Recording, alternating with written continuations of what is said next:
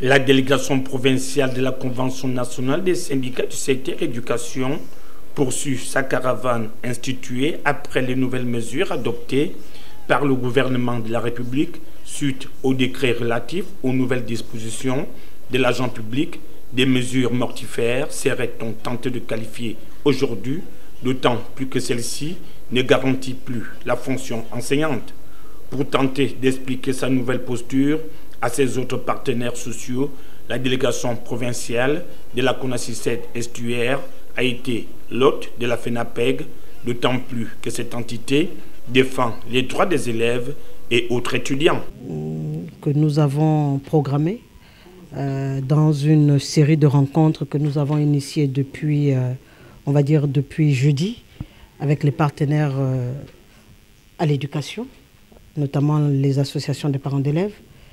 Nous avons eu tour à tour l'association APADI, l'association EDUCAF, et aujourd'hui, comme vous le constatez, nous sommes dans les murs de la FENAPEG pour expliquer les raisons et les bien fondés de la grève que nous avons entamée avec la dynamique unitaire dans le cadre justement de cette réforme que Ouagadougou vient d'initier, ce projet d'ordonnance par rapport au système de rémunération de l'agent public du Gabon.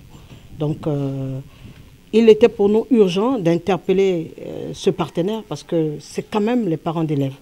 Nous sommes des enseignants et qui dit enseignant dit d'un côté aussi les élèves. Et si les enseignants sont en grève, il faut bien qu'on explique aux parents qui nous confient ces enfants pour la formation, pour l'instruction, pourquoi nous ne sommes pas dans les salles de classe. La place d'un enseignant, tout naturellement, c'est la salle de classe. Or, si nous nous retrouvons constamment hors de la salle de classe, ça veut dire qu'il y a des problèmes. Et là, le problème qui est posé, c'est un problème d'une extrême gravité, parce qu'il touche même à la vie de l'enseignant, c'est-à-dire son salaire. Aujourd'hui, l'enseignant ne sera payé que par la présence au poste. Or, cette présence effective au prorata, parce que ce n'est rien d'autre qu'une privatisation de la fonction publique. Et donc, l'enseignant qui vient 2 fois, 3 fois dans la semaine ne sera payé qu'en fonction de cette présence. Pendant les vacances, il n'aura pas de salaire.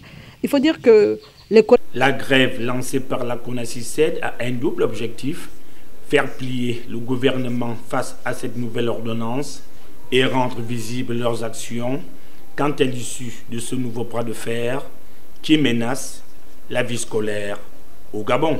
Les collègues qui sont toujours dans les salles de classe, qui pensent que l'administration centrale devait prendre le pas par rapport à cette réforme, se trompent largement. Parce que cette réforme, en regardant de près, c'est les enseignants qui paieront le plus lourd tribut. Parce que l'agent central, l'agent de l'administration centrale, il est à son poste du lundi au vendredi, les 3 mois de vacances.